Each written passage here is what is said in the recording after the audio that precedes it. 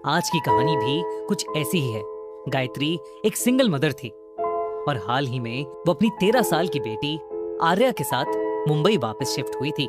आर्या के पैदा होने पर गायत्री ने मुंबई छोड़ दिया था और वो अपने पति और माँ बाप को छोड़कर सबसे दूर रहने चली गई थी। लेकिन अब वो 13 साल बाद फिर से वापस अपने पुराने घर में आई थी। अगले दिन आर्या का अपने स्कूल में पहला दिन था, जहाँ नए स्कूल में जाकर लोग नए दोस्त और एक्सपीरियंसेस के लिए एक्साइटेड होते हैं। वहीं आर्या बेहद घबराई हुई थी, क्योंकि अक्सर लोग नई जगहों पर उसे एक्सेप्ट नहीं करते थे। इसकी वजह थी कि वो स्पेशल थी। उसका चेहरा और स्वभाव बाकी बच्चों से थोड़ा अलग था। उसके चेहरे पर हमेशा मुस्कान रहती थी, पर बोलने का अंदाज थोड़ा धीमा था। उसकी आंखों में एक अलग सी मासूमियत थी और वो हर चीज को औरों से ज्यादा महसूस करती थी। आर्या को डाउन सिंड्रोम था। डाउन सिंड्रोम एक जेनेटिक कंडीशन है, एक ऐसी बीमारी है जिसके साथ ही बच्चा पैदा होता है और इसकी वजह होती है हमारे शरीर में एक एक्स्ट्रा क्रोमोसोम का होना। इसका असर उस इंसान के फिजिकल डेवलपमेंट यानी शारीरिक विकास और लर्निंग एबिलिटी यानी सीखने की क्षमता पर पड़ता है।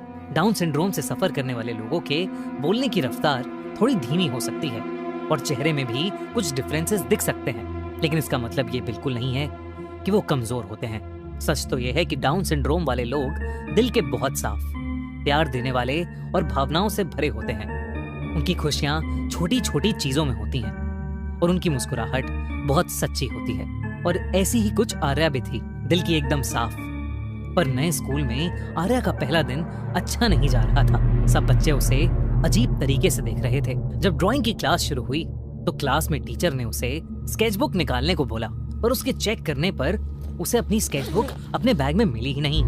उसे समझ नहीं आ रहा था कि ऐसा कैसे हो सकता था, क्योंकि उसे याद था कि उसकी माँ ने उसके बैग में उसके लिए नई स्केचबुक रखी थी। टीचर ने बिना सोचे समझे आर्या को सबके सामने डांट दिया। बच्चों ने उसका खूब मजाक उड़ाया।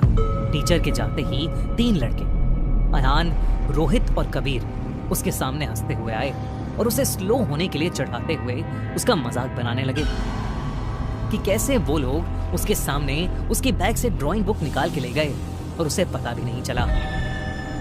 ये सुनकर आर्या की आंखों में आंसू आ गए।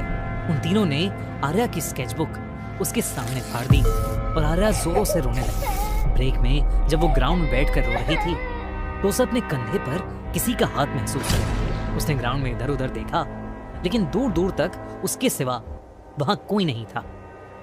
पर जब उसने वापस जाने के लिए अपना बैग उठाया तो उसके बैग के ऊपर वही स्केचबुक रखी थी, पर एकदम नई। और तो और उसके अंदर नए स्केचेस बने हुए थे, उसके फेवरेट समुंदर के, और उनके नीचे लिखा था दीप और आर्या। आर्या को ड्राइंग करना बहुत पसंद था, पर उसकी ड्राइंग टीचर उसे पसंद नहीं करती थी, क्योंकि आर्या अलग दिखती थी। इसलिए उसकी ड्राइंग टीचर उसके साथ भेदभाव करती थी और उसे क्लास में सबसे ज्यादा डांटती थी। एक बार तो उसने आर्या को पूरी क्लास के सामने एक राक्षसी बुलाकर उसे इंसल्ट किया। आर्या उस दिन भी बहुत रोई, लेकिन उसके अगले ही दिन उसकी ड्राइंग टीचर के साथ कुछ अजीब होने लगा। एकदम से उनका एग्जाम पेपर्स का फोल्डर गायब हो गया। उन्होंने उसे हर जगह ढूंढा, लेकिन वो पेपर्स उन्हें कहीं नहीं मिले। ये एक बहुत बड़ी गलती थी, जिसकी वजह से उस ड्राइंग टीचर को फायर कर दिया गया। पर आर्या की दिक्कतें खत्म नहीं हुई। वो तीनों लड़के अयान, रोहित और कबीर फिर से उसका सामान छुपाने लगे और उसे तंग करने लगे। लेकिन आर्या ने अब कुछ नहीं कहा। सिर्फ एक मुस्कान थी उसके चेहरे पर, जैसे कोई था जो उसे हर वक्त देख रहा था और अपने जादू से उसकी छुपाई हुई चीजें वापस ला रहा था। एक दिन स्कूल के आखिरी पीरियड में उन तीनों लड़कों ने आर्या को एक छोटे से स्टोर रूम में बंद कर दिया। उस स्टोर रूम में सिर्फ अंधेरा था और कोई भी खिड़की नहीं थी। आर्या का दम घुटने लगा और वो चिल्लाती रही, लेकिन कोई भी उसकी बात नहीं सुन पा रहा था। तभी उस कमरे में एक तेज रोशनी आई। तब आर्या को दिखा कि करीबन उसके जितने बड़े लड़के का साया वहां खड़ा है।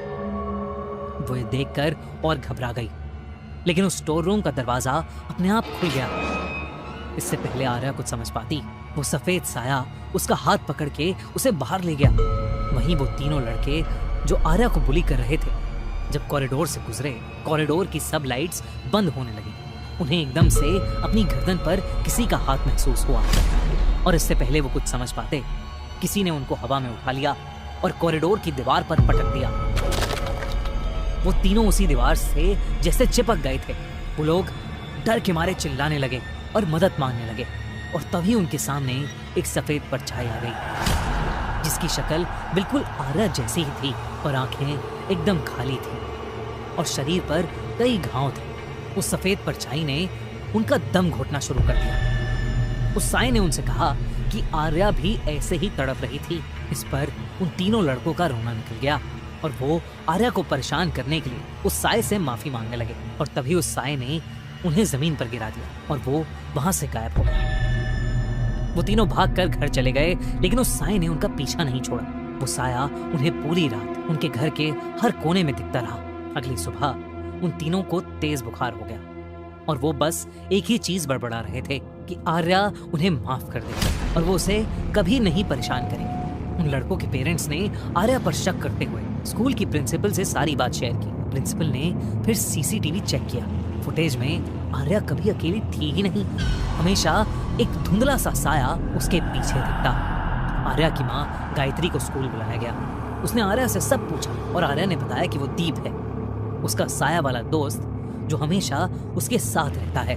दीप का नाम सुनते ही गायत्री का चेहरा सफेद पड़ गया और वो चाहकर भी अपने आंसू नहीं रोक पाई। उसने प्रिंसिपल को देखा और बताया कि वो साया, वो आत्मा आर्या के जुड़वा भाई दीप की है।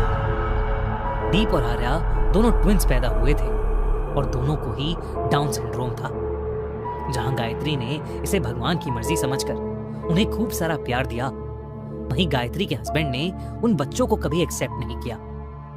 एक रात जब गायत्री सो रही थी, तब शराब के नशे में उसके हस्बैंड ने दीप को जान से मार दिया और दीप के चिल्लाते ही गायत्री की आंख खुल गई। गायत्री आर्या को लेकर अपनी जान बचाते बचाते वहां से भाग गई।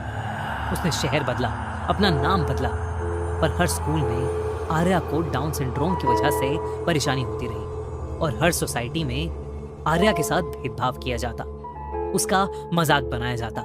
इसी के चलते वो वापस मुंबई आए, इस उम्मीद में कि मुंबई जैसे शहर में आर्या को शायद अलग महसूस नहीं होगा। गायत्री आर्या के फ्यूचर के लिए हमेशा भागती रही, पर उसे उस दिन एहसास हुआ कि दीप हमेशा वहीं रहा उनके साथ, आर्या को प्रोटेक्ट करने के लिए।